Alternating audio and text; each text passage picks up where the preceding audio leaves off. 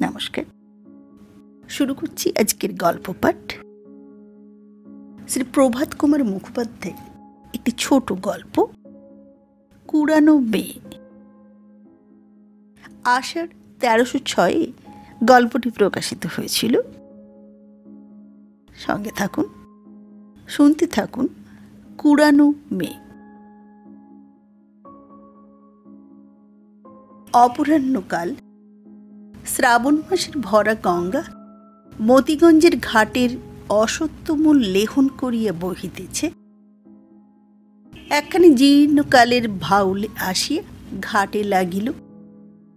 একটি শীর্ণকায় বৃদ্ধ ব্রাহ্মণ সাবধানে সন্তর্পণের তীরে অবতরণ করিলেন।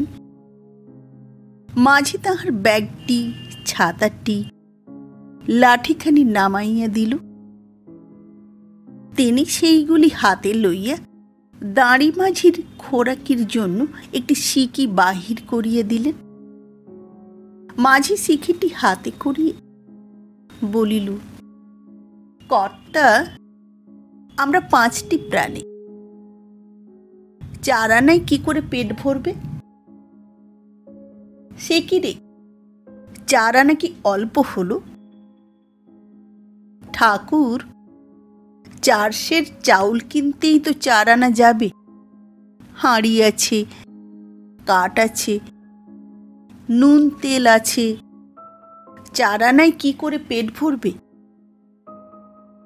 নে নে, আর 2 ঘন্টা পয়সা নে। বলি, বৃদ্ধ অত্যন্ত সাবধানে 2-3 বার গুনিয়া 8টি পয়সা মাঝির হাতে দিলেন। তবু মাঝি সন্তুষ্ট হইল না। বলিল, মশাই, 5টা পেট, সমস্ত দিন হাড় ভাঙা মেহনতের পর না হয় 8 ঘন্টাই পুরোপুরি দিন।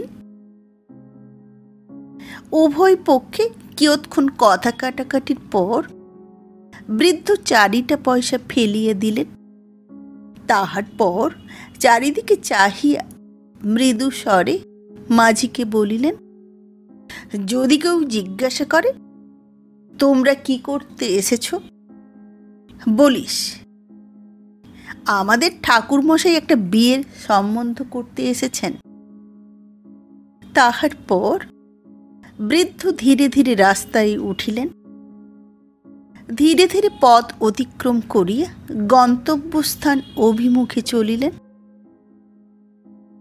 দোকানি পশারিরা এই নতুন লোকটির পানে মুহূর্তের জন্য কৌতূহলপূর্ণ দৃষ্টি নিক্ষেপ করিয়া আবার স্ব কার্যে মন দিল।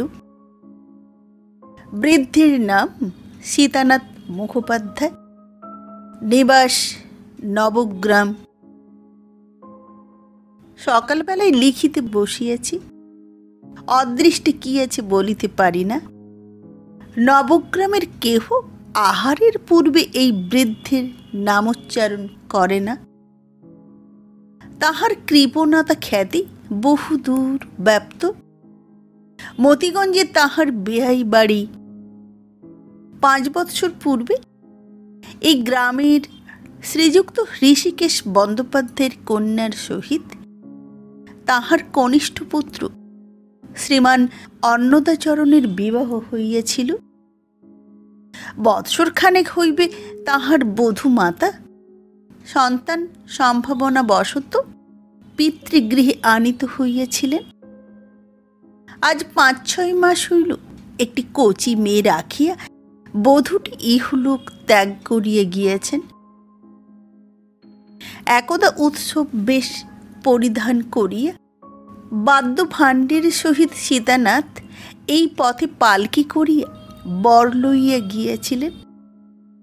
আজ সেই সমস্ত অতীত কথা স্মরণ হইতে লাগিল। মনটা বিশেষ নহে, একটু যেন বিষণ্ণ হইল।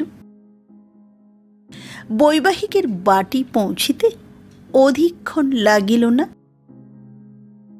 বৈঠকখানা খোলা ছিল। সীতানাথ সেইখানে গিয়ে উপবেশন করিলেন। সেই কক্ষের ভিত্তি গাত্রে বসুধারার সপ্তরেখা আজিও বিদ্যমান। মনে হইল পুত্রের বিবাহান্তে এই কক্ষে কুসুণ্ডিকা সম্পন্ন হইয়াছিল। বিবাহের সমকালে তাহার বৈবাহিক ঋষিকেশের অবস্থা বেশ সচ্ছল ছিল। 3,000 টাকা খরচ করিয়া তিনি একমাত্র কন্যাটির বিবাহ দিয়েছিলেন। ঋষিকেশ চালানির ব্যবসায় করেন। 5 বৎসর কাল উপর চুপুরি লোকসান দিয়ে তিনি এখন শুধু নিঃস্ব নহেন, ঋণে জড়িত হইয়া পড়িয়াছেন। বসুধারার চিহ্নগুলি যে রহিয়া গিয়েছে, 5 বৎসরের মধ্যে সে কক্ষ ভিত্তিতে যে একটি বারও চুন পড়ে নাই, সামান্য হইলেও তাহাও এই অসচ্ছলতার একটা নিদর্শন। এক ছোঁড়া চাকর বাহিরে বাগানের বেড়া বাঁধিতে বাঁধিতে সীতানাথের প্রতি আর চক্ষে চাহিতেছিল। বোধহয় ভাবিতেছিল বুড়া নিশ্চয়ই তামাক চাহিবে, এবং তামাক সাজিতে গিয়ে নিশ্চয় সেও 2 টান টানিয়া লইবে। বেচারি নূতন তামাক খাইতে শিখিয়াছিল। ধূম পিপাসাটা তখন তাহার অত্যন্ত বলবতী। কিন্তু সীতানাথের দৃষ্টি তাহার উপর পতিত হইবা মাত্রই বলিলেন, ওহে, বাবুকে একবার খবর দাও, নবগাঁয়ের সীতানাথ মুখুজ্জি এসেছেন। আশাহত বালক নীরবে আগন্তুকের প্রতি একবার চাহিল। এ অনুরোধ গম্ভীরভাবে কাস্তেখানি বেড়ার গায়ে ঝুলাইয়া দড়ির তালটা ধীরে ধীরে গুটাইয়া ভালো জায়গায় রাখিল। তাহার পর অপ্রসন্ন মুখে মন্থর পদে অন্তঃপুরে প্রবেশ করিল। অনতি বিলম্বে ঋষিকেশ আধময়লা ধুতি পরিয়া একটা মোটা চাদর গায়ে দিয়া বাহির হইয়া আসিলেন। সীতানাথ দেখিলেন বৈবাহিকের সে স্থূল বপু নাই, অঙ্গে সে লাবণ্য নাই, চক্ষু কোটরাগত। 2 জনে নমস্কারের আদান প্রদান হইল, কোলাকুলি হইল, কুশল প্রশ্নাদি জিজ্ঞাসা হইল। ঋষিকেশের চক্ষু ছলছল, গোটাকত বড় বড় জলবিন্দু গণ্ড বহিয়া তাহার গাত্র বস্ত্রে পতিত হইল। ভৃত্য আসিয়া তামাক দিয়া গেল। 2 জনে অনেকক্ষণ ধরিয়া পর্যায়ক্রমে ধূমপান করিলেন। কাহারও মুখে কথাটি নাই। অবশেষে সীতানাথ বলিলেন, ভাই, যাহা হইবার তাহা তো হইয়াছে, সে তো আর ফিরিবে না। বৃথা আক্ষেপ করিয়া কি হইবে বলো? মেয়েটিকে একবার আনো দেখি। ঋষিকেশ উঠিয়া গেলেন। কিয়ৎক্ষণ পরে বাহির হইয়া আসিলেন। পশ্চাতে ঝি, তাহার কোলে দোলাই জড়ানো মাতৃস্তন্য বঞ্চিত শীর্ণকায় শিশুকন্যা। সে হাসিতেছে না, কাঁদিতেছে না, নিতান্ত নির্লিপ্তের মতো একদিক মানে চাহিয়া আছে। তাহার পিতামহ তাহার মুখ দেখিবার জন্য নগদ একটি আধুলি বাহির করিয়াছিলেন। কি ভাবিয়া আবার আধুলিটি রাখিয়া একটা টাকা বাহির করিলেন। মুখুজ্জি মহাশয় ইহজীবনে এরূপ বদান্যতা ও ত্যাগ শিকারীর পরিচয় আর কখনো দেন নাই।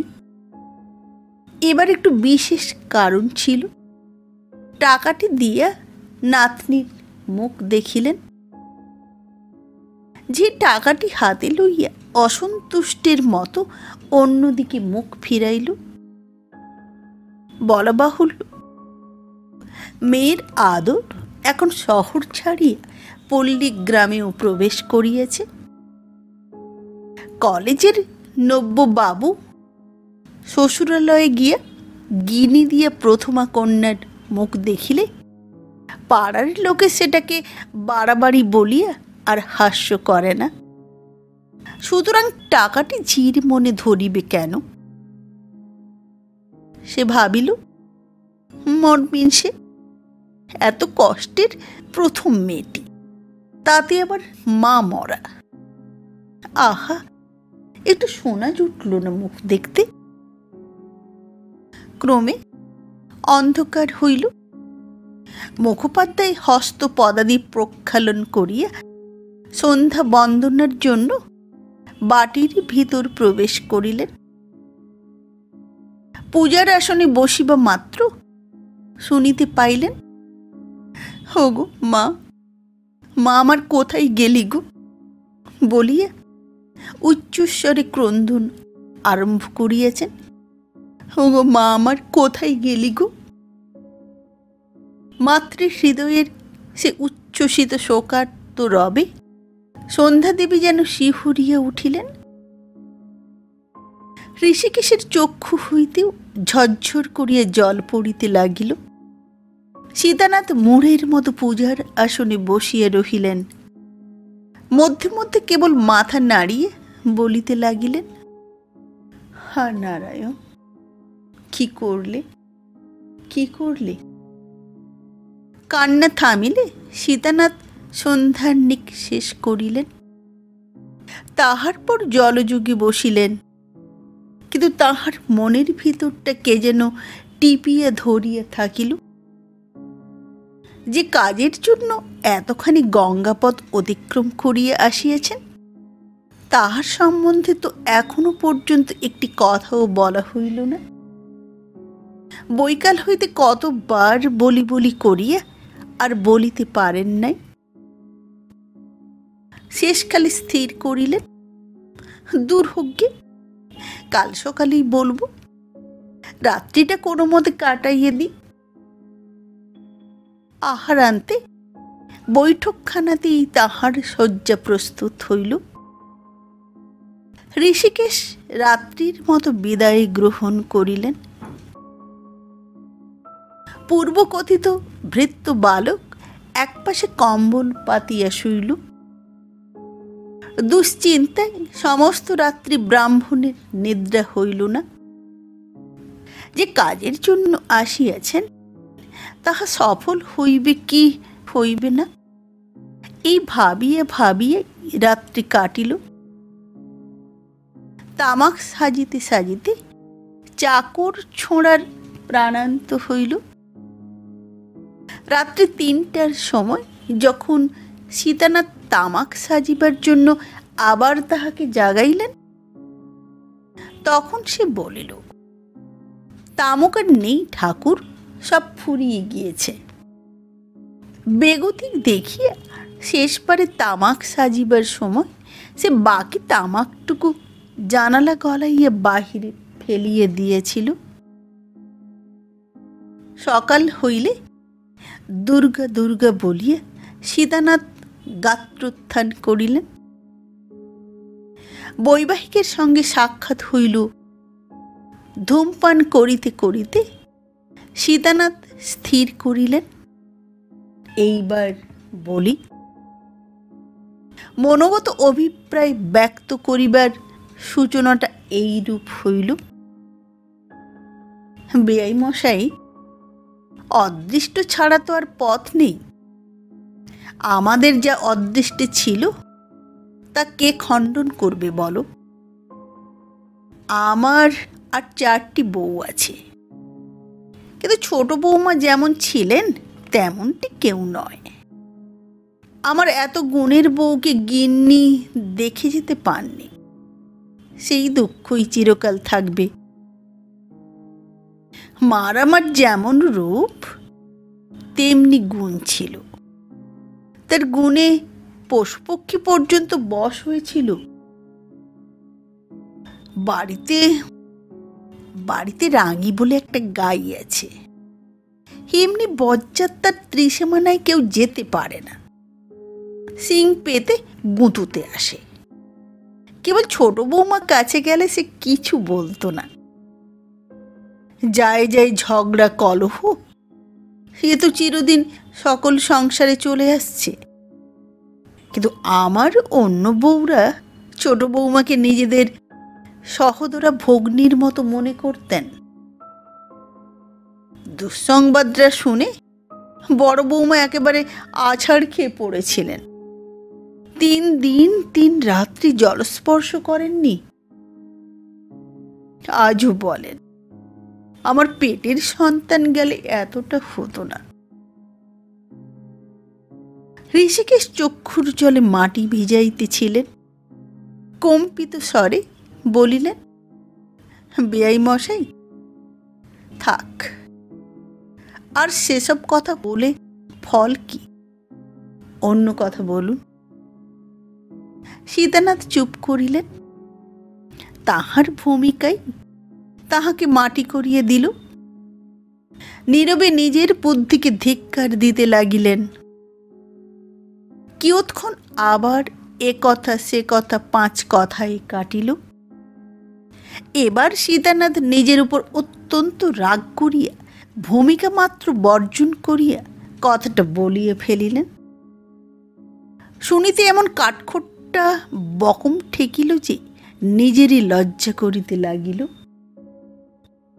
কথাটা আর কিছুই নয়, বধূমাতার অলঙ্কারগুলির কথা। তাহাই বৃদ্ধ আদায় করিতে আসিয়াছেন। প্রস্তাবটা শুনিয়া ঋষিকেশ অনেকক্ষণ নিস্তব্ধ হইয়া রহিলেন।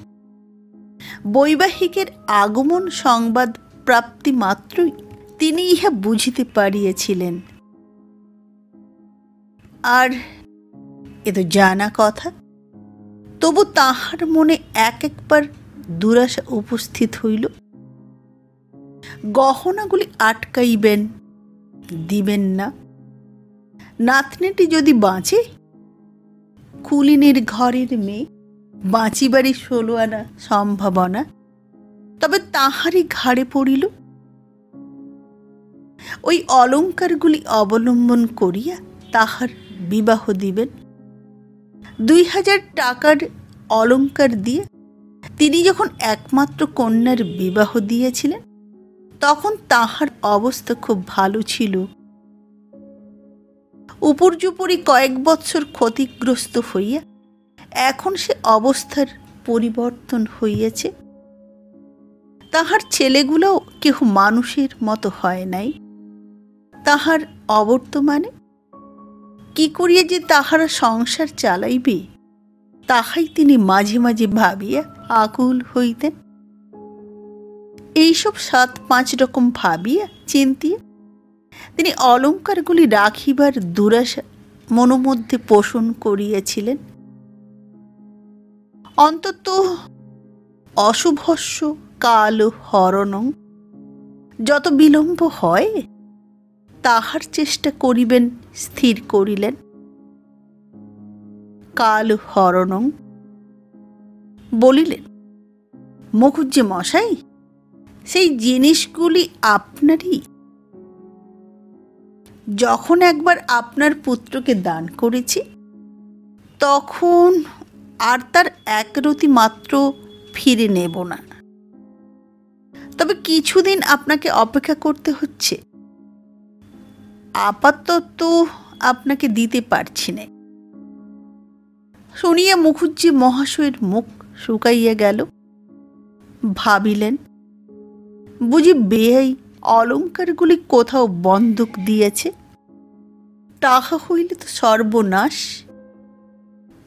বলিলেন, কেন, এখন দিতে বাধা কি?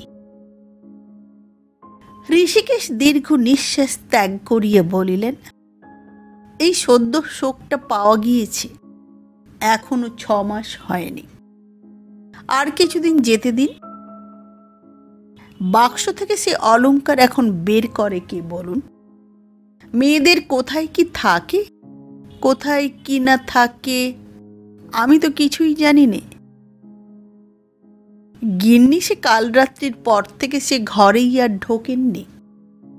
তার বড় আদরের শেষ মেয়েটি। কিছুতেই তাকে বোঝাতে পারিনি। তার ঘরে পদার্পণ করেন না। তার কোনো জিনিসটি ছুঁতে হলে কেঁদে আকুল হন। এমন অবস্থায় কি করে তাকে বলি, তোমার মেয়ের বাক্স খুলে গহনাগুলি বের করে দাও, শোকটা এখন বড্ড নতুন, আর কিছুদিন যেতে দিন। গহনা দেওয়ার বাধা স্বরূপ ঋষিকেশ কারণ যাহা দেখাইলেন তাহা নিতান্তই সত্য। তবে সকলের কাছে এ কারণ যথেষ্ট বলিয়া মনে না হইতেও পারে। সীতানাথেরও মনে হইল না, একটু রাগ হইল। বলিলেন, ভাই, শোক আমারই কি লাগেনি? তবে কি করব, সংসার করতে গেলে শোক তাপ তো আছেই। এ থেকে কেউ নিস্তার পেলে এমন তো দেখলাম না। তা সে রাজাই বলো, বাদশাই বলো, আর পথের ভিখারিই বলো, তবু সংসারী লোককে দুদিনে তা ভুলে গিয়ে খেতে হয়, শুতে হয়, হাসতে হয়, সংসার ধর্মের সবই করতে হয়। তা তার যদি অত শোকই হয়ে থাকে তবে তুমিই না হয় চাবিটা খুলে আনোগে না। ঋষিকেশ আবার কিছুক্ষণ মৌনভাবে তামাক টানিতে লাগিলেন। বিলম্ব দেখিয়ে সীতানাথ একবার তাগাদা করিলেন। তখনও ঋষিকেশ গহনাগুলি রাখিবার আশা ত্যাগ করিতে পারেন নাই। একটু কাতরভাবে বলিলেন, বেয়াই মশাই, একটা বৎসর যেতে দিন, তখন এসে গহনাগুলি নিয়ে যাবেন। যদি আজ্ঞা করেন তো আমিই মাথায় করে সেগুলি আপনার বাড়ি পৌঁছে দেব। সীতানাথ রুক্ষস্বরে উত্তর করিলেন, মানুষের শরীর পদ্মপত্রের জল, আজ আছে কাল নেই। এক দণ্ডের কথা বলা যায় না। 1 বৎসর যদি আমি না বাঁচি। ঋষিকেশ মনে মনে বলিলেন, না বাঁচো তো ওই গহনাতে তোমার শ্রাদ্ধের জোগাড় করা যাবে। প্রকাশ্যে বলিলেন, তাহলে আপনার গহনা আমাদেরই কাছে থাকবে, ওই গহনা দিয়ে আপনার পৌত্রীর বিবাহ দেব। সীতানাথ শ্লেষের স্বরে বলিলেন, তুমি কি মনে করেছ আমার নাতনি চিরদিনই তোমার ঘরে থাকবে? একটু বড় হলেই ওকে আমি নিয়ে যাব। বড় বৌমা মেয়েটিকে দেখবার জন্য পাগল।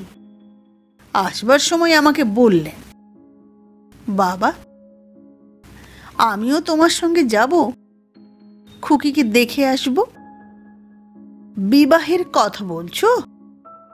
তা ভাই, আমাদের এমন কপাল কি হবে? ওই মেয়ে কি বাঁচবে? ওর যেরকম চেহারা দেখলাম তাতে কোনো মতেই তো সে আশা করা যায় না। ঋষিকেশ ব্যবসায় বুদ্ধিসম্পন্ন লোক, স্তোক বাক্যে ভুলিবার পাত্র নহেন। বলিয়ে ফেলিলেন, তা গহনা এখন থাকুক না, যখন মেয়ে নিয়ে যাবেন তখনই গহনা নিয়ে যাবেন। কথাটা শুনিয়া সীতানাথ জ্বলিয়ে উঠিলেন। বলিলেন, ভায়া হে, আমাকে কি অবিশ্বাস করলে? জিনিসগুলি আটক করে ব্রাহ্মণকে মনক্ষুণ্ণ করে ফিরিয়ে দিলে কি তোমার মঙ্গল হবে? ঋষিকেশ বেহাইয়ের চরিত্র পূর্বাবধি জানিতেন। তিনি যখন ধরিয়াছেন গহনা লইয়া যাইব, তখন যে না লইয়া ফিরিবেন এমন আশা নাই। সুতরাং আর আপত্তি উত্থাপন করার নিষ্ফল মনে করিলেন। বলিলেন, তবে নিয়ে যান। সীতানাথের মুখ প্রফুল্ল ভাব ধারণ করিল। বলিলেন, আহারাদির পর সকাল সকাল আজই বেরুতে হবে। তুমি তবে সেগুলো বের করে ঠিক করে রাখো, আমি গঙ্গা স্নানটা সেরে আসি। গঙ্গার ঘাটে আসিয়া অনেক দূর হইতে মাঝিকে উচ্চস্বরে সীতানাথ বলিলেন,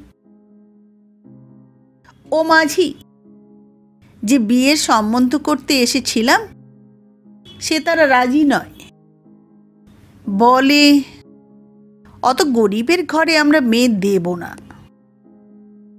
নৌকো ঠিক করে রাখো, খাওয়া দাওয়ার পর ছাড়া যাবে। বলিয়া ধূর্ত ব্রাহ্মণ চাহিয়ে দেখিল ঘাটশুদ্ধ লোক তাহার কথাগুলি শুনিতে পাইয়াছে কিনা। যেরূপ উচ্চকণ্ঠে কথাগুলি উচ্চারিত হইয়াছিল তাহাতে নিতান্ত বোধির ভিন্ন আর কাহারও না শুনিতে পাইবার সম্ভাবনা ছিল না। লোকে মুখ চাওয়াচাই করিতে লাগিল। তাহার পর সীতানাথ গঙ্গা স্নান সমাপ্ত করিয়া অত্যন্ত আড়ম্বরের সহিত ঘাটে আহ্নিক করিতে বসিলেন। আজ দেবতাগণের বড়ই শুভ দৃষ্টি। এরূপ ভক্তি বাহুল্যের সহিত পূজা সীতানাথ অনেককাল করেন নাই। বাড়ি ফিরিয়ে গিয়ে আহারাদি শীঘ্র শীঘ্র শেষ করিলেন। বুড়ার আর দেরি সহে না। ঋষিকেশকে বলিলেন, ভাই, এইবার জিনিসগুলি নিয়ে এসো, দুগ্গা দুগ্গা বলে যাত্রা করি। ঋষিকেশ অন্তঃপুরে প্রবেশ করিয়া বড় বিলম্ব করিতে লাগিলেন। সীতানাথ ভাবিলেন সেই দিতেই হইবে, তবু কেমন যেন কৃপণের মতো যতক্ষণ পরে ততক্ষণ দেরি করিতেছে। যা হোক, মনটার অবস্থা বেশ উৎফুল্ল থাকার দরুন সীতানাথ গুনগুন করিয়া একটি রাগিনী ধরিলেন। ঋষিকেশকে রিক্ত হস্তে ফিরিয়া আসিতে দেখি সীতানাথের গান সহসা বাধাপ্রাপ্ত হইল।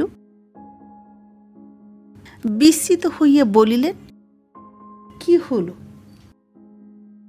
হলো না? সে কি? ঋষিকেশ ব্যাপারখানা বুঝাইলেন। মুখুজ্জে মশাই, জিনিসগুলি আপনাকে দিতে প্রস্তুতি হয়েছিলাম, গিন্নিকে গিয়ে বলাতে প্রথম তিনি কেঁদে ভাসিয়ে দিলেন। শেষে বললেন, চাবি তো নেই। চাবি আমার মায়ের কাঁকালে ছিল, সে তাঁরই সঙ্গে চিতায় উঠেছে। কথাটা সীতানাথের বিশ্বাস হইল না। রাগিয়া বলিলেন, সে আমি শুনব না। চাবি না থাকে বাক্স ভাঙো, জিনিস আমি না নিয়ে যাচ্ছি নে। ঋষিকেশ বলিলেন, যদি না যান তবে বসে থাকুন, চাবি নেই, আমি কি করব? এই তো অবস্থা। এর ওপর কি কামার ডেকে এনে দমাদ্দম করে সিন্দুক ভাঙানো ভালো দেখায় না? সেটা করানো আপনারই কর্তব্য কর্ম হয়। সীতানাথ মুখ চোখ বিকৃত করিয়া চেঁচাইয়া বলিলেন, না, আমার কর্তব্য কর্ম হয় না। ব্রাহ্মণকে ফাঁকি দেওয়াই তোমার কর্তব্য কর্ম হয়। দেবে কি না দেবে সেটা খোলসা করে বলো দেখি। যদি না দাও তবে পৈতে ছিঁড়ে অভিশাপ দিয়ে যাব, উচ্ছন্ন যাবে, তেরাত্রি পোয়াবে না, উচ্ছন্নে যাবে। বৈবাহিকের মুখ চোখের ভঙ্গিমা দেখিয়া ঋষিকেশ বড় অপমান বোধ করিলেন। মনে মনে ভারী ঘৃণা হইল। স্বয়ং গিয়া কামার ডাকিয়া আনিলেন। দোতলার উপর তাহাকে লইয়া গিয়া সিন্দুক ভাঙাইলেন। মেয়ের মা এই নিষ্ঠুর কাণ্ড দেখিয়া মাটিতে লুটাপুটি করিয়া কাঁদিতে লাগিলেন। বৈবাহিক গহনা লইয়া বিদায় হইলে ঋষিকেশও শয্যাতলে আশ্রয় গ্রহণ করিলেন। সেদিন আর এই দম্পতির মুখে অন্নগ্রাস উঠিল না। ভাগীরথীর তীরে বৃক্ষরাজি বেষ্টিত নবগ্রাম। ভোর হইয়াছে, সকল পাখি এখন প্রভাতী কলকুঞ্জন আরম্ভ করে নাই। একখানি ছেঁড়া বালাপোষ গায়ে দিয়া, মাথায় পাগড়ি বাঁধিয়া বৃদ্ধ সীতানাথ ধীরে ধীরে স্বীয় ভবনাভিমুখে চলিতেছেন। পূর্বরাত্রির বৃষ্টি জল বৃক্ষ পল্লব হইতে টপ টপ করিয়া ঝরিয়া তাহার পাগড়ি ও বালাপোষ ভিজাইয়া দিতেছে। ক্রমে তিনি নিজ বাটির সদর দরজার সম্মুখে আসি উপস্থিত হইলেন। দরজা বন্ধ, দুই পাশে দুইটি ইষ্টক নির্মিত দেউড়ি বা বসিবার স্থান। তাহা বহুকাল সংস্কারের অভাবে ক্ষত বিক্ষত হইয়া পড়িয়াছে। দুই দিকে দুইটি কলিকা ফুলের গাছ এক গা করিয়া ফুলের গহনা পরিয়া দাঁড়াইয়া আছে।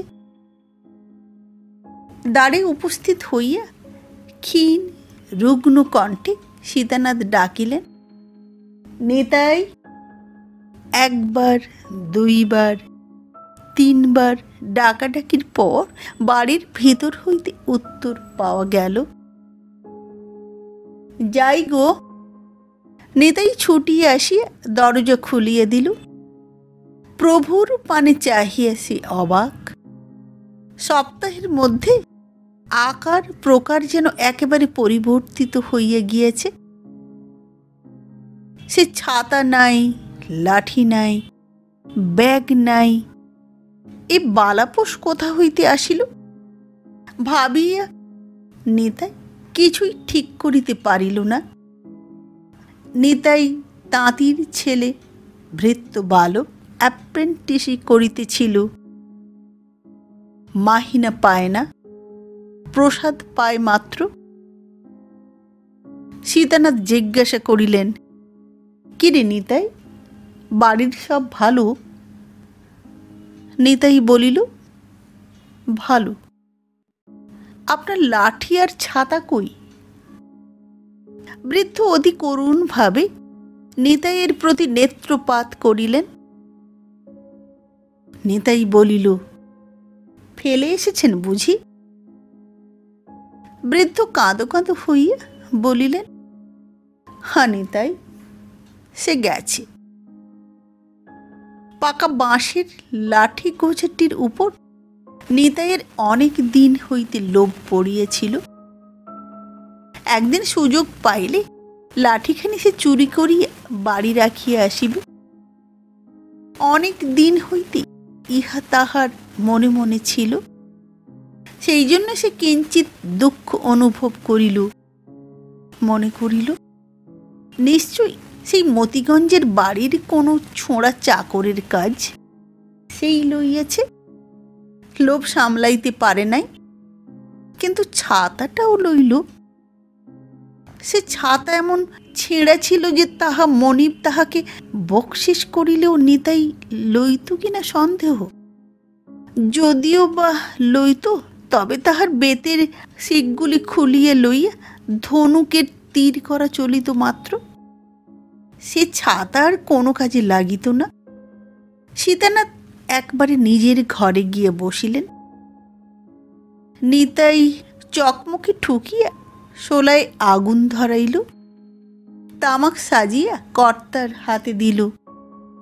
কর্তা হুঁকাটি কলঙ্ক ধরা পিতলের বৈঠকের উপর রাখিয়া দিলেন। তাম্রকূটের প্রতি তাহার এতাদৃশ বিরাগ ইতিপূর্বে কখনো দেখা যায় নাই।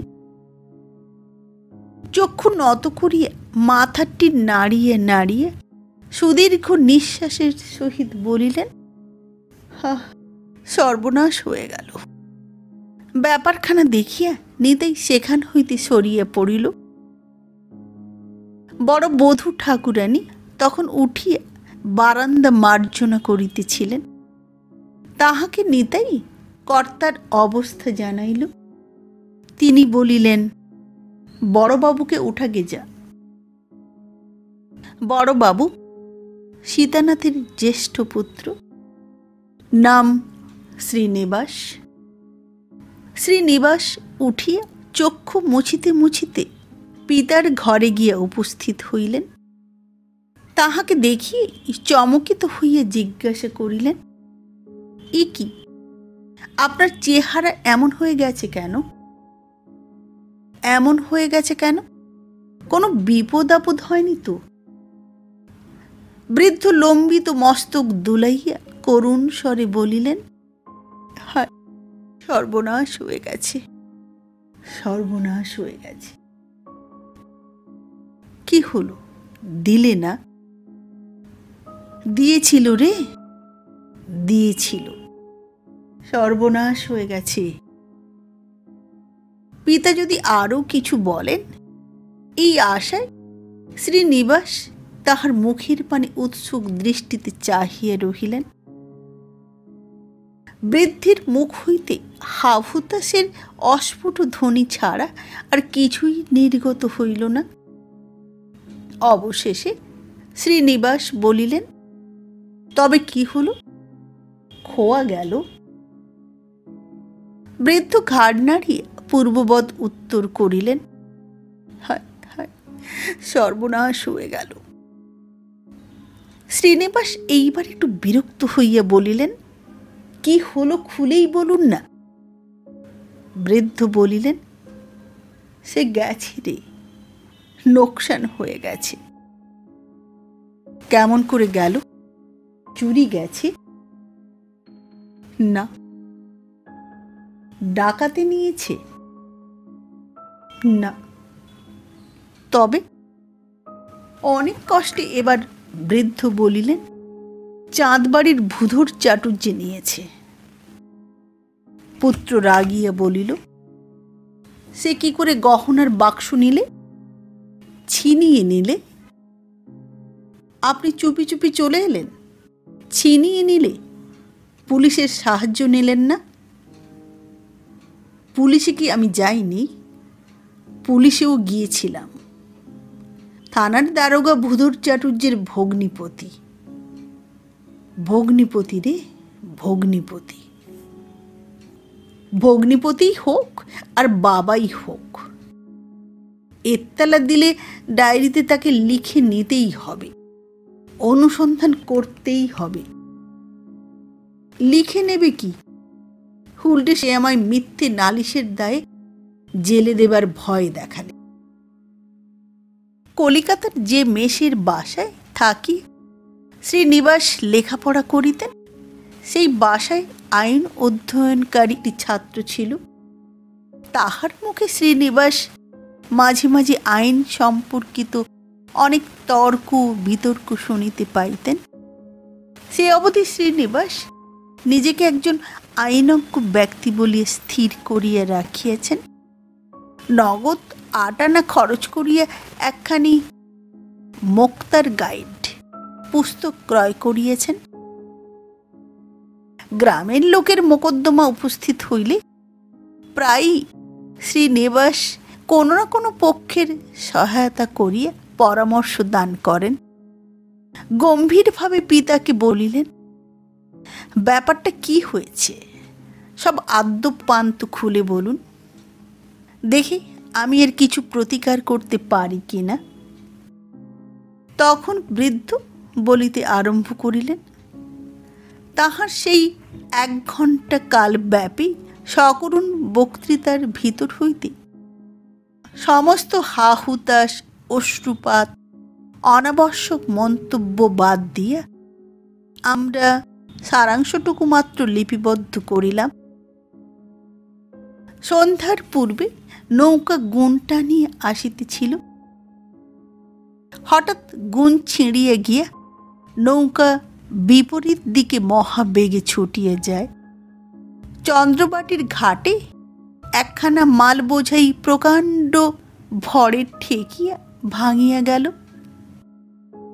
গহনার বাক্স চাদর দিয়া সীতানাথের পিঠে বাঁধা ছিল। অচেতন অবস্থায় সীতানাথকে জল হইতে তুলিয়া ভূধর চট্টোপাধ্যায় তাহাকে গৃহে লইয়া যায়, শুশ্রূষা করিয়া তাহার প্রাণ বাঁচাইয়াছে, কিন্তু গহনার বাক্স দিল না। শ্রীনিবাস ভ্রুকুঞ্চিত করিয়া জিজ্ঞাসা করিলেন, গহনার কথা সে নিজে মুখে স্বীকার করেছে? প্রথম স্বীকার করেনি। আমার যখন জ্ঞান হলো তখন জিজ্ঞাসা করলাম, আমার পিঠে যে একটা বাক্স বাঁধা ছিল সেটা কোথায়? বললে, তা তো কই আমরা পাইনি। তখন আমি চিৎকার করে বললাম, আমার সর্বস্ব গেল রে, সর্বস্ব গেল, ব্রহ্মহত্যে করলে রে, বলে আবার আমি অজ্ঞান হয়ে যাই।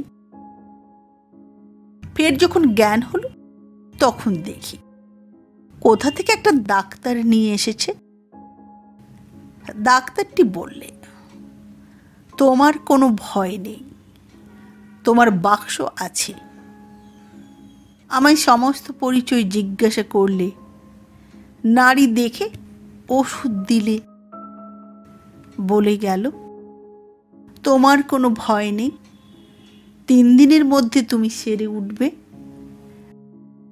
শ্রীনিবাস উৎসাহের সহিত বলিলেন, তবে আদালতে নালিশ করে ডাক্তারকে সাক্ষী মানব? কান ধরে ভূধর চাটুর্যের কাছ থেকে গহনা আদায় করে নেব না? বৃদ্ধ বলিলেন, সে দফা ও রফা রে, সে দফা ও রফা। ডাক্তারের কাছে কি যাইনি? ডাক্তারের কাছেও গিয়েছিলাম। ডাক্তার বললে, গহনার কথা সে কিছুই জানে না, কেবল আমায় সান্ত্বনা করিবার জন্য মিছে করে বলেছিল। আদালতে নালিশ করলে আর কি হবে? ডাক্তার ওই কথা বলে বসবে। তবে কি করে জানলেন ভূধর চাটুর্যে নিয়েছে? তারপরে চাটুর্যে নিজেই বলেছে, স্বীকার করলে নিয়েছে, স্বীকার করলে নিয়েছে, অথচ দিলে না। বাহ, বেশ লোক তো। তবে তার স্বীকার করবার উদ্দেশ্যটা কি? অস্বীকার করাই তো তার পক্ষে সুবিধে ছিল। উদ্দেশ্য আছে রে, উদ্দেশ্য আছে। বলে, তোমার ছেলের সঙ্গে আমার মেয়ের বিয়ে দাও, তাহলে ওই গহনাগুলি সব পাবে। আমি গরিব, আমার মেয়ের বিয়ে হয় না। তোমার গহনা তোমার ঘরেই যাবে। পুরস্কারের স্বরূপ আমাকে কন্যাদায় থেকে উদ্ধার করবে। কথাটা শুনি শ্রীনিবাস বলিলেন, তবেই তো দেখছি গোলযোগ। বলিয়া অভ্যাসবশত গুম্ফ প্রান্ত দন্তে দংশন করিতে প্রবৃত্ত হইলেন। সীতানাথের কনিষ্ঠ পুত্রের নাম শ্রীমান অন্নদাচরণ। তিনি এলে ফেল করা নব্য যুবক, মেজাজটা নিতান্তই সাহেবী ধরনের। প্রাতে ও সন্ধ্যায় বিস্কুট সহযোগে নিয়মিত রূপে চা পান করিয়ে থাকেন। গ্রামের বালকদিগের মধ্যে বিদ্বান বলিয়া তাহার যথেষ্ট খ্যাতি আছে।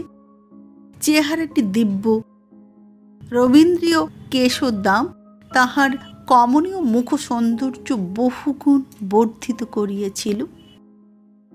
স্ত্রীবিয়োগের পর তিনি বিস্তর কবিত্ব প্রকাশ করিয়া ভগ্ন হৃদয়ের মহাশোকাশ্রু নামধেয় একখানি চটি কবিতা পুস্তক প্রকাশ করিয়েছেন। যতবার বিবাহের প্রস্তাব আসিয়াছে অবজ্ঞা ভরে প্রত্যাখ্যান করিয়েছেন।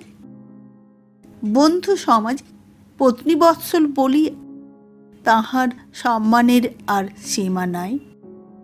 তাহাকে এ বিবাহে রাজি করা যাইবে এমন কোনো আশা ছিল না। তাই শ্রীনিবাস বলিয়াছিলেন, তবেই তো দেখছি গোলযোগ।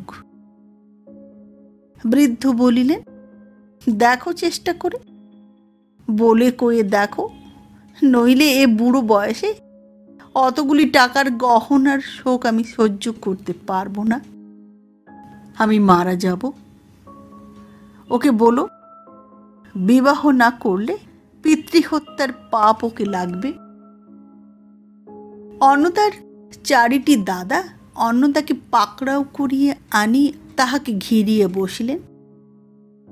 সমস্ত দিন ধরিয়া কত রকমে তাহাকে বুঝাইলেন, কত মিনতি করিলেন, তর্ক করিলেন, রাগ করিলেন, কিন্তু কিছুতেই অন্নদার মন টলিল না। অন্নদার অন্তরঙ্গ বন্ধু বান্ধবগণকে খোসামত করিয়া তাহাদের দ্বারাই অনুরোধ চলিতে লাগিল। পুনর্বার দ্বারগ্রহণের বিরুদ্ধে অন্নদা যত প্রকার যুক্তির অবতারণা করিল, তাহার বন্ধুরা সেগুলি যখন যেরূপ সুবিধা হইল সুতর্ক বা কুতর্কের সাহায্যে একে একে খণ্ডন করিল। কার্যের কথা ছাড়িয়া যখন ভাবের কথা আসিয়া পড়িল, তখন তাহারা বিজয়ীর মতো অবজ্ঞা হাস্য করিয়া চতুর্দিক হইতে শোকাবিহ্বল মৃতপত্নীদের দ্বিতীয় দ্বারগ্রহণের অজস্র উদাহরণ আনিয়া স্তবীকৃত করিল। দেখ, অমুক স্ত্রীবিয়োগের পর সন্ন্যাসী হইয়া গৃহত্যাগ করিয়া গেল, বনে জঙ্গলে পাহাড়ে পাহাড়ে লোটা কম্বল কাঁধে করিয়া ঘুরিয়া বেড়াইল, কিন্তু 1 বৎসর যাইতে না যাইতে ফিরিয়া আসিয়া নিজে মেয়ে দেখিয়া বিবাহ করিল। অমুক স্ত্রীবিয়োগের পর একজন যশস্বী কবি হইয়া পড়িল, বঙ্কিম বাবু হইতে আরম্ভ করিয়া দেশশুদ্ধ সকলেই সমস্বরে বলিল, বাংলা ভাষায় একখানা কাব্য জন্মিয়াছে বটে, কিন্তু সেই তো আবার একটা আধটা নয়, 2-2টা বিবাহ করিল। ইত্যাদি প্রকারের যুক্তি তর্ক সমরে অন্নদা শেষে পরাজয় স্বীকার করিল বটে, কিন্তু বিবাহ করিতে রাজি হইল না। এদিকে আর সময় নাই। ভূধর চট্টোপাধ্যায় 10 দিন মাত্র সময় দিয়েছিল। 20শে শ্রাবণ বিবাহের শেষ দিন। তাহার 3 দিন কাটিয়াছে, সপ্তাহ মাত্র বাকি। ছেলে যখন কিছুতেই রাজি হইল না, তখন বাপ বলিল, তবে আমি বিবাহ করিব। 2000 টাকার গহনা আমি কোনো মতেই হাতছাড়া করিতে পারিব না। ইহাতে আমার কপালে যাহাই থাকুক, আমি বিবাহ করিব। এই সংবাদ গ্রামে রাষ্ট্রকর হইবা মাত্র একটা মহা হাসি টিটকারি পড়িয়া গেল। লোকে বলিল, গহনা হারানো, নৌকা উল্টানো সব ছল মাত্র। সুন্দরী যুবতী মেয়েটিকে দেখিয়া হারাইয়াছে বুড়ার মন, আর উল্টাইয়াছে বুড়ার বুদ্ধি শুদ্ধি। কেহ বলিল, বুড়াকে চেনা ভার, দুধটুকু মরিয়া ক্ষীরটুকু হইয়াছে।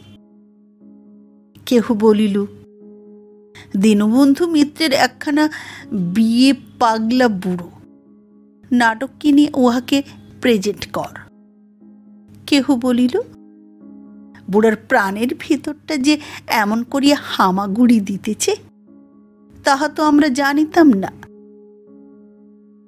একজন গান বাঁধিতে জানিত, সে বহু লোকের অনুরোধে এই উপলক্ষে একটা মজাদার গান বাঁধিয়ে দিল।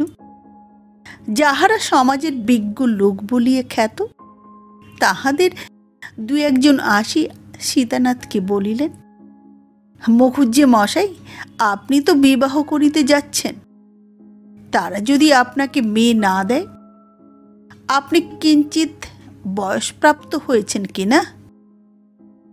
হঠাৎ মেয়ে দিতে সম্মত নাও হতে পারে। সীতানাথ বলিলেন, ও পাজি যে বিবাহ করবেন না, তা আমি আগে থেকেই জানতাম। ছেলে যদি বিবাহ না করে, তবে আমি বিবাহ করলেও অলংকার দেবে বলেছে। পেল্লাই মেয়ে, এত বড়, অর্থাভাবে আজও বিবাহ হয়নি। তাদের আর জাত থাকে না। যুবক বুড়ো বিচার করলে তাদের কি চলবে? তবে আমি বিবাহ করলেও অলংকার দেবে বলেছে। পাড়ার লোকে বা গ্রামের লোকের যতই আমোদ হোক, বাড়ির লোকের মাথায় একথা শুনিয়ে যেন বজ্রাঘাত হইল। চারি ছেলে চারি বধূ ভাবিয়া ব্যাকুল হইয়া উঠিল। তাহারা শতপরত নানা উপায়ে নানা প্রকারে বুড়াকে বুঝাইতে লাগিল। সীতানাথ বলিলেন, দেখো, আমার বিবাহ করবার কিছুমাত্র প্রয়োজন নেই। তোমরা অন্নদাকে রাজি করাও। আমি ছেলের বিবাহ দিয়ে সোনার চাঁদ বউ ঘরে আনি। অন্নদাকে রাজি করাও। অন্নদা বেচারি কিয়ৎ পরিমাণে রেহাই পাইয়াছিল। এই কথার পর দ্বিগুণ উৎসাহের সহিত আবার তাহার উপর উৎপীড়ন আরম্ভ হইল। শেষে অন্নদা চোখ মুখ লাল করিয়া রাগিয়া বলিল, তোমরা যদি আমাকে এমন করবে তবে আমি বিবাগী হয়ে একদিক পানে চলে যাব। বড় বধূ রাগিয়া বলিলেন, ঢের দেখেছি ঠাকুরপো, এই বয়সে কত দেখলাম, বাঁচি তো আরো কত দেখব। এখন এরকম করছো, কিন্তু শেষরক্ষে হলে হয়। 22শে শ্রাবণ, বিবাহের আর 5 দিন মাত্র বাকি। সীতানাথ টাকা কড়ি লইয়া কলিকাতায় গেলেন। বলিয়া গেলেন, আবশ্যকীয় জিনিসপত্র কিনিয়া সেইখান হইতে নিজে বিবাহ করিতে যাইবেন। বৃদ্ধ যাত্রা করিলে পর বাড়িতে নতুন করিয়া মহা গণ্ডগোল পড়িয়া গেল। ছোট বড় সকলেই অন্নদার প্রতি একেবারে খড়গহস্ত। প্রায় 10 বৎসর কাল গৃহিণীর মৃত্যু হইয়াছে। ছেলে মেয়ে নাতি পুতি ভরা সংসার। সীতানাথ আর দ্বার পরিগ্রহ করেন নাই, লোকেও সে পরামর্শ দেয় নাই। আজ 10 বৎসর কাল বড় বধূ ঘরের গৃহিণী। হঠাৎ নোলক পরা মূর্তিমতী উপদ্রব রূপিণী একটা কচি মেয়ে আসিয়া তাহার হস্ত হইতে গৃহস্থালীর শাসনদণ্ড কাড়িয়ে লইবে, এ কল্পনা মাত্র নিতান্তই যন্ত্রণাদায়ক হইল। বড় বধূ আবার কাঁদিতে কাঁদিতে অন্নদাকে মিনতি করিতে আরম্ভ করিলেন, হনু ভাই, লক্ষ্মীটি, এখনো সময় আছে, এখনো বিবাহ করো, নইলে সোনার সংসার ছাড়খাড়ি যায়। অন্নদা হঠাৎ বলিল, দেখো বৌদিদি, আমি একটা মতলব স্থির করেছি। শুনলাম তারা বড় গরিব, তাই মেয়েটির বিয়ে হয় না। তোমরা কোনো রকমে 1000 খানিক টাকা আমাকে সংগ্রহ করে দাও। আমি সেই টাকা ভূধর চাটুর্যকে দিই, বলি, আপনি ব্রাহ্মণ, কন্যাদায়গ্রস্ত, কিঞ্চিত সাহায্য করলাম। মনোমতো সুপাত্র এনে মেয়ের বিবাহ দিন, আমার গহনাগুলি ফিরিয়ে দিন। তা তারা দিতে পারে। তারা যে অধার্মিক নয় তাদের ব্যবহারে জানা যাচ্ছে। অনায়াসেই তো গহনাগুলির কথা অস্বীকার করতে পারত। কথাটা সকলে মিলিয়া তোলাপাড়া করিয়ে বলিল, হাঁ, এ পরামর্শ মন্দ নহে, চেষ্টা করিয়া দেখিতে ক্ষতি কি। প্রাণের দায়। পরিবারস্থ সকলের মধ্যে চাঁদা করিয়া কিছু ঋণ করিয়া 1000 টাকা জমা হইল। সকালে সীতানাথ রেলপথে কলিকাতা যাত্রা করিয়াছিলেন।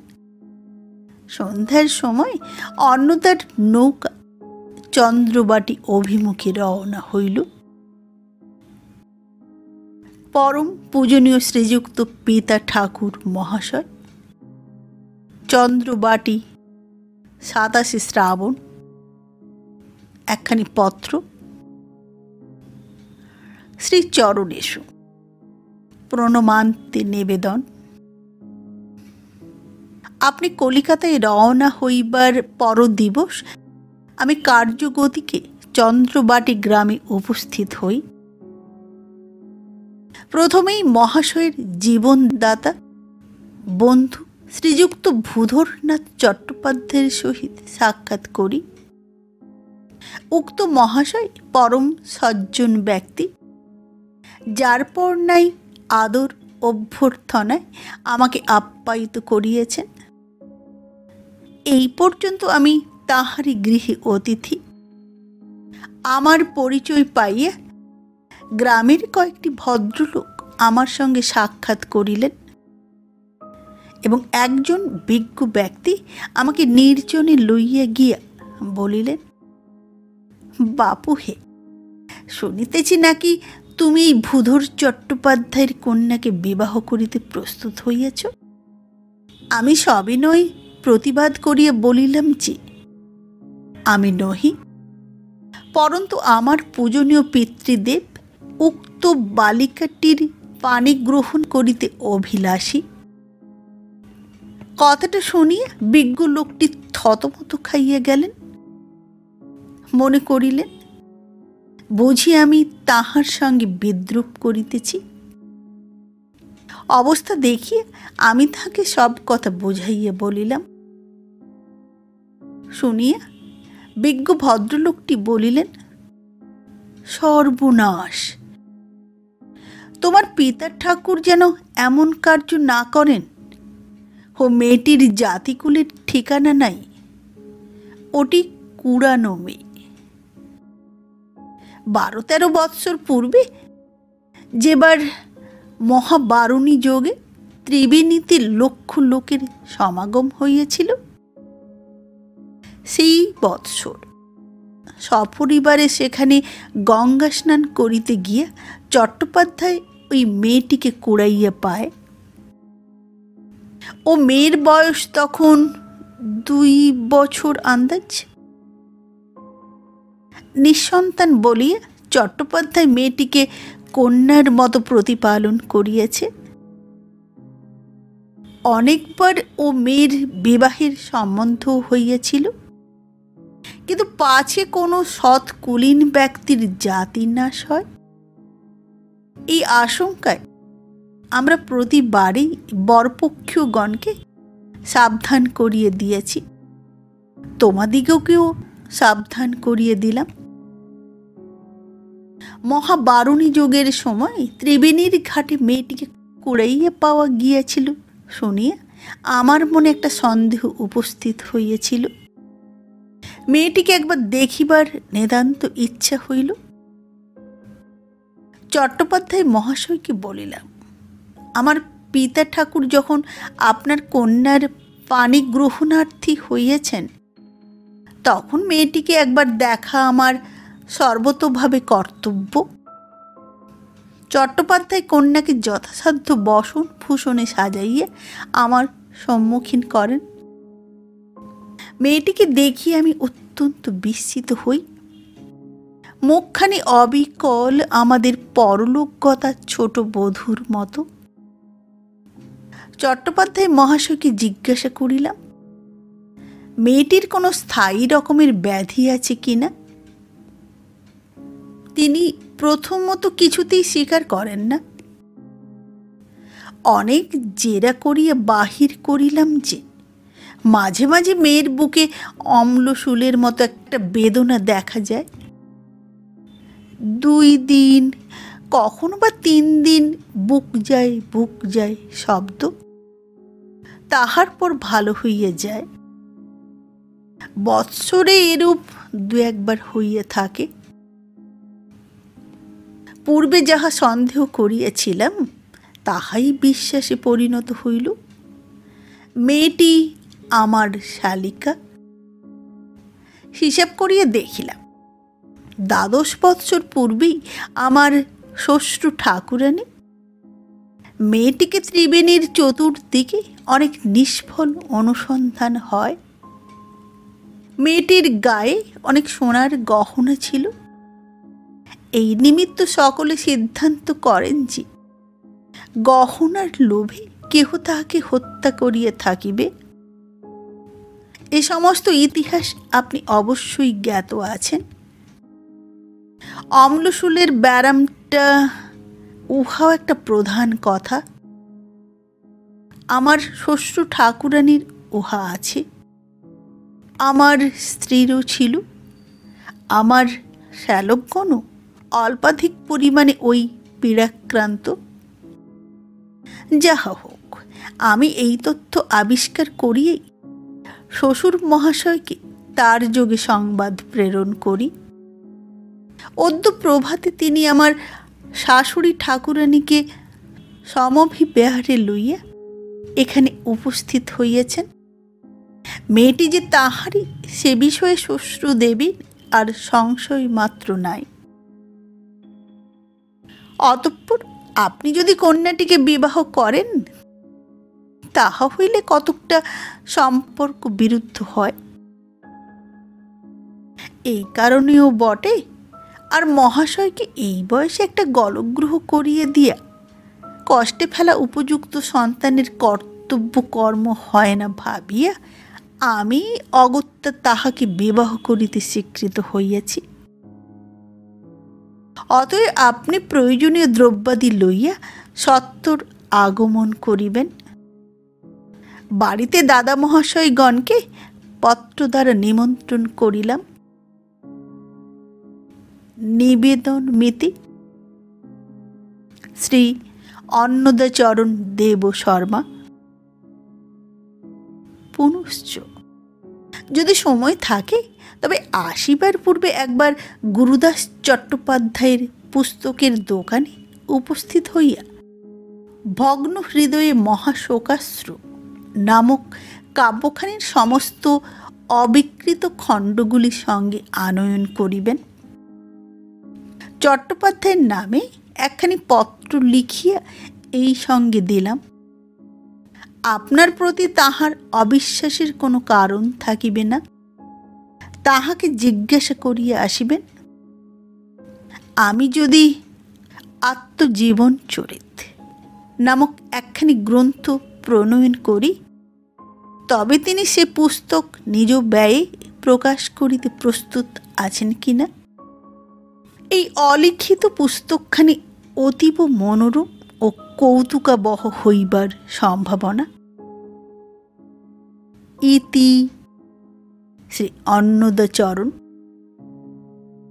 পুনঃ ভূধর চট্টোপাধ্যায় যে আমার প্রথমা পত্নীর অলঙ্কারের কথা বলিয়েছিলেন, এখন বলিতেছেন তাহা মিথ্যা।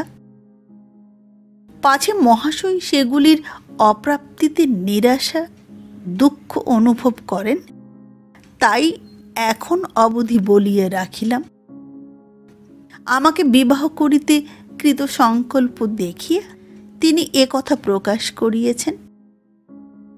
এই মিথ্যাচারণের জন্য আমি তাহার কৈফিয়ত চাহিয়েছিলাম। তিনি বলিলেন, মুখুজ্জে মহাশয়ের সম্বিত পাইয়া যখন আমাকে জিজ্ঞাসা করিয়েছিলেন বাক্স কোথায়, আমি বিস্মিত হইয়াছিলাম ও সত্য বলিয়াছিলাম কোনো বাক্স পাই নাই। তাহার পর ডাক্তার আসে এবং পরামর্শ দেয়, ও কথা বলিও না, পীড়া বাড়িবে। বলিও বাক্স আছে, উহাকে ভালো হইতে দাও। আমিও মনে করিলাম এই সুযোগে মেয়েটিকে পার করিবার চেষ্টা করি। বাপু হে, আমার মেয়ের কিনারা হইতেছিল না, তাই দুইটা মিথ্যা কথা বলিয়েছিলাম। তা সে মিথ্যা কতক্ষণ টিকিত? বিবাহ হইলেই সমস্ত প্রকাশ হইত। তখন তো আর তোমরা মেয়ে ফিরিয়ে দিতে পারিতে না। চট্টোপাধ্যায় মহাশয় যতই বিনয়ী ও অতিথি বৎসল হন, নীতিজ্ঞান তাহার অতি শোচনীয়। এরূপ শিথিল নীতি মনুষ্য যে আমার শ্বশুর হইলেন না, ইহাতে আমি নিজেকে নিজে অভিনন্দন করিতেছি। ইতি শ্রী অন্নদাচরণ। নমস্কার। কুড়ানো মেয়ে গল্পটি পাঠ করে শোনালাম। আবার দেখা হবে আগামী পর্বে একটি নতুন গল্প নিয়ে। আজকের মতো নমস্কার।